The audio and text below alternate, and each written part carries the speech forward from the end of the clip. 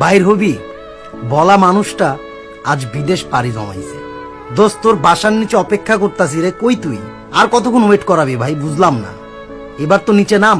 এই যে এই মানুষটাই কিন্তু বিদেশ পাড়ি জমাইছে, এই ধরনের মানুষগুলা কিন্তু বিদেশ পাড়ি জমাইছে ভাই। একটাবার চিন্তা করে দেখেন, বর্তমানে ইয়ং জেনারেশনের মধ্যে কম বেশি কিন্তু সবাই বিদেশ চলে যাচ্ছে, সবাই। ভালো কথা, বাট একটা কিন্তু অপূর্ণতা থাইকা যাচ্ছে, বন্ধুত্বটা কিন্তু কিভাবে কিভাবে জানি একটা লং ডিস্টেন্স রিলেশনশিপের মতো হয়ে যাচ্ছে। কষ্টদায়ক একটা বিষয় তৈরি হয়ে যাচ্ছে, কারণ ওই কাছের বন্ধু বান্ধব এখন বিদেশ পাড়ি জমাইছে। কে আমারে কইব বাইর হবি, কে আমারে বলবো যে অপেক্ষা কর, আমি আইতাছি ভাই, একটু দাঁড়া, কষ্ট নিস না মামা, চাপ নিস না। কে কইব? কারণ তারা তো এখন বিদেশ পাড়ি জমাইছে। একটা ভালো ভবিষ্যৎ, একটা ভালো ফিউচার খুব বেশি ইম্পর্টেন্ট সবকিছুর জন্য। ফ্যামিলি, নিজের ফিউচার, নিজের ক্যারিয়ার, সবকিছু। বাট এখানে কিন্তু একটা কষ্টদায়ক বিষয়ও আছে। কাছের বন্ধু বান্ধব, এই যে একটা আপনার কি বলে, এই যে বন্ধুত্বর মধ্যে যে একটা ঘাটতি, এটা কেমনে পূরণ করবেন, কেমনে কি?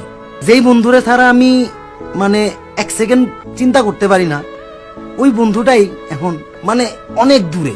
দেখা গেছে যে ফোন ছাড়া আর কোনো উপায় নাই, একটা আবার ভিডিও কল, আস্তে আস্তে ওইগুলাও কইমা যায়। কারণ সবাই ব্যস্ত হয়ে যায় ভাই, যারাই প্রবাসী আছে বা যারাই বিদেশ থাকে, কম বেশি কিন্তু সবাই একটু ব্যস্ততার মধ্যেই নিজেরা রাখে। কারণ ভাই ওইখানে তো আর বৈশা টাকা আর্ন করে না। তো এটাই খারাপ লাগে যে কেমনে জানি বন্ধুত্বটা সহজেই হারায়া যায় ভাই, সহজেই। আর আপাতত কিন্তু এই বর্তমান সময় কিন্তু এই জিনিসটা খুব বেশি। কেমনে জানি ভাই কাছের বন্ধু বান্ধব, যারে ছাড়া এক সেকেন্ড চিন্তা করা যায় না বা যারে ছাড়া আমি একটা মুহূর্ত ভাবতে পারি না, ওই মানে বন্ধু বান্ধব গুলাই বাইরে থেকে কইতেছে, দোস্ত বাংলাদেশে আমুরে আইলে তোর লগে দেখা করুন। খুব বেশি ইমোশনাল হয়ে যাইতে হয় ভাই, এই ধরনের কথাগুলা বলতে গেলে খুব বেশি ইমোশনাল হইতে হয়। সবকিছু ছাড়া চলা যায় ভাই, নিজ পরিবার আর বন্ধু বান্ধব ছাড়া এক মুহূর্ত না।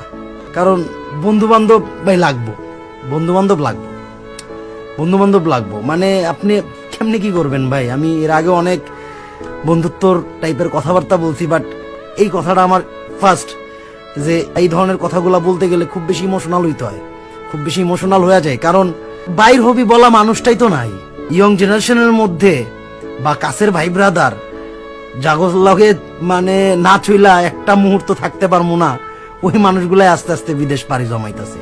কারণ একটাই, নিজ ব্রাইট ফিউচার করতে হইব।